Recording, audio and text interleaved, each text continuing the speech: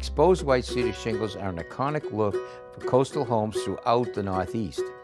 They're kind of an interesting building material because even though they're made of wood, they're installed on homes untreated. Eastern white cedar is naturally insect and rot resistant.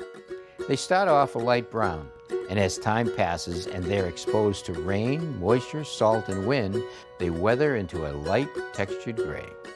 But because they are still often installed untreated, they require different care and maintenance than other types of siding. Hey, Kevin. Hey, Tom, how are you? I'm well, thanks. How are you doing? It. Good. My pleasure. Good. I like your house. Very New England. Painted clapboards on the front and white cedar shingles left natural on the rest of it. Yeah, my wife and I, we love it. We recently moved in and purchased the house. This is our first time owning a house with cedar shingles, and when we had the home inspection done, there was a few things the inspector pointed out. I'd love to get some feedback on what we can do. All right, well, let's take a look. Why don't we start on this end of the house over here? Sounds good.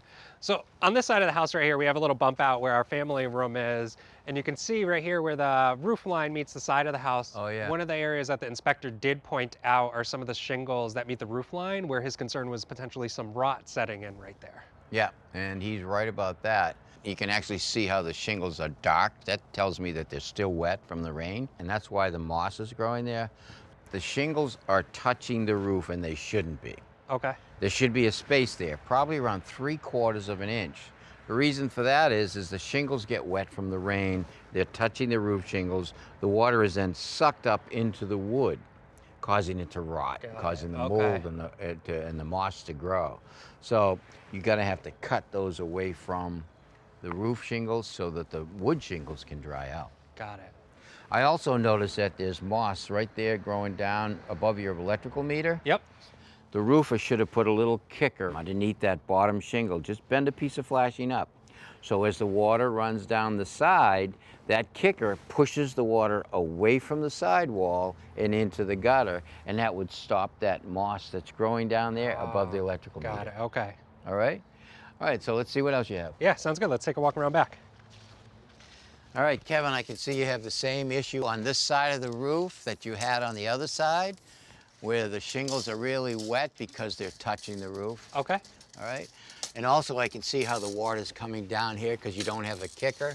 These shingles have actually got some green in them, so that's a moss starting to grow. And as I look down here, this is actually rotted, so this really needs to be cleaned. So when it's green, it should be cleaned. Got it. So what about the black discoloration here? Is this the same issue that we're having along this side of the house? Well, it's similar, but this is just Mother Nature doing what she does to wood. When wood gets wet and it dries out and gets wet again, a mold or a mildew will grow on the wood. And it's the look that people like. I mean, you can clean it if you want, but it will always come back. Got it. I'd be more concerned about the green over here and the green down here. So again, if it's green, it should be cleaned. Got it.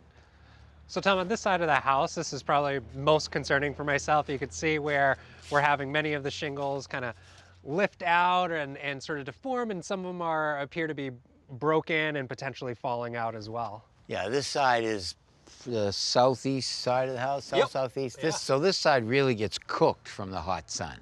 And you can see the shingles are all cupping and curling. So look right here. See how the shingle is cupping. So when the shingles get saturated from the rain, the water actually gets in behind because the shingle sucks up the water. Well, when the hot sun comes out, it tries to dry the wood out.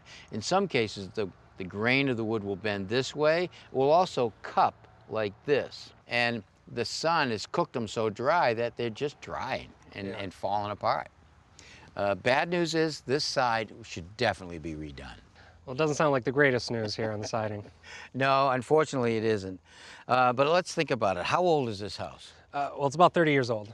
30 years old. You have white cedar shingles on this building that have never had anything put on them for protection. For you to get 20 to 25 years out of those, you're doing really good. Okay. So I think it's time for them all to come off and get changed. All right. Now, you want to be smart about it. You want to hire a contractor that's licensed and knows what he's doing. Get a few prices. It's going to be a big job. It could be 2 to 4 weeks for this project to happen. In the long run, you're going to be happy. All right, well, sounds like we got some work ahead of us then, huh? You sure do. It's going to be dry and it's going to look good. Sounds good. All right, thanks, Tom. All right, Kevin. What gives, Pops? What are you, a consultant now? You don't do any work? Hey, he's got a lot of problems with that wall, a lot of problems, typical problems. Yep. You know, so they're going to have to go in there, strip off the siding, obviously set up a stage, and then see the house, condition of the house, fix anything, and then re-side. And as you say, big job. So when the crew shows up, let's talk about what they should be doing to make sure he gets a good job. Well, they're going to strip the house down to the sheathing. Yeah. They can see the condition of the sheathing, and obviously they may have to repair it in certain spots. But they want to then cover the wall before the shingles go on and protect it. So let's talk about the covering, because you've got something up here that we use typically, right? This is a waterproof microfiber non-porous barrier that goes on the wall.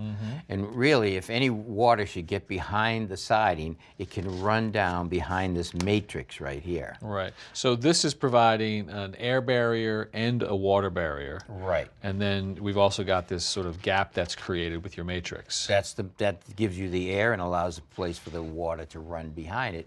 The idea of it is you really want that siding to be able to dry out from behind, because the wood will rot if it just sits on a paper or the wood sheathing below. And you can see on Kevin's house that there were some of those shingles that were still soaking wet days after a rain. So that air gap helps them dry out. Absolutely. So when it comes to installation, you guys call this a starter course? This is a starter course. You want to double up or triple up the first course depending on the pitch of the shingle. And that's really because of the plane of the shingle. If you don't do it, that first course looks funny. Yep. So, but it also is another reason you do it is because when you're putting the shingles on the house, so now I'm ready for that next course. Let's say I want to be 5 inches up maximum, all right? So then I go up 5 inches, 5 inches.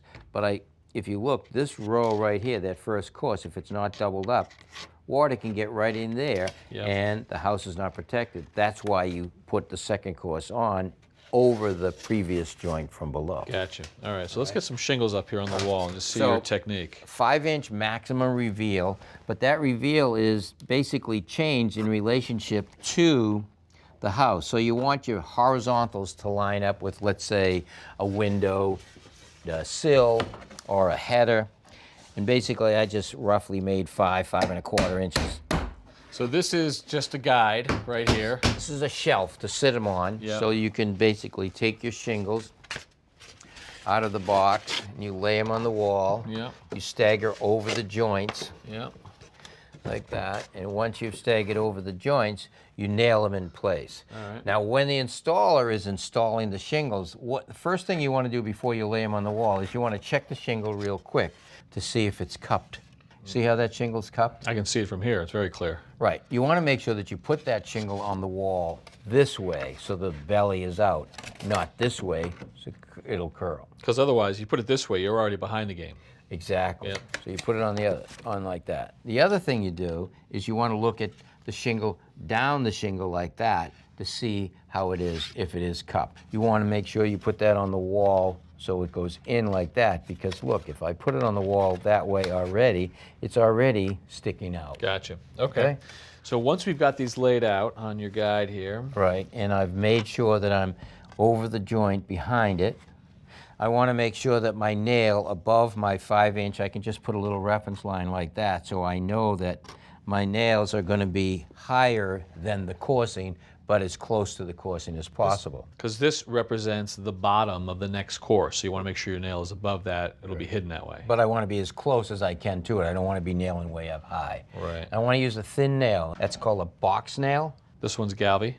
Galvy. Yeah. You want to make sure also that the nail is 3/4 to 1 inch in from the end, close to my line. I'll nail it. And same thing on the other side. No more than 2 nails per shingle.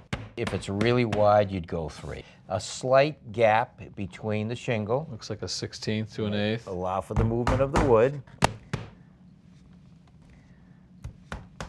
And so on up the wall. Good. Kevin put untreated shingles on his house, right? It's pretty common practice today, you're right, and it's still done today. How do you feel about adding some protection to the shingle, a stain?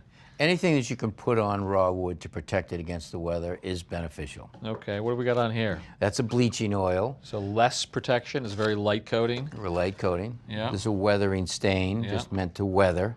And then what have you got over here? These are solid body stains, so you can pick a color. You know, these are just a couple of different colors. Right. But the stain is going to give you the best protection for the longest. Right, so more protection, but they are going to fade, so they do have to be maintained. Absolutely. A stained house is going to have to get restained. But it is going to give you 4, 5, 6 more years than you would get if you didn't put anything on the house. Okay. All right, Tom, you're forgiven. Nice job, good information. Thanks. Thanks for watching. This Old House has got a video for just about every home improvement project, so be sure to check out the others. And if you like what you see, click on the subscribe button to make sure that you get our newest videos right in your feed.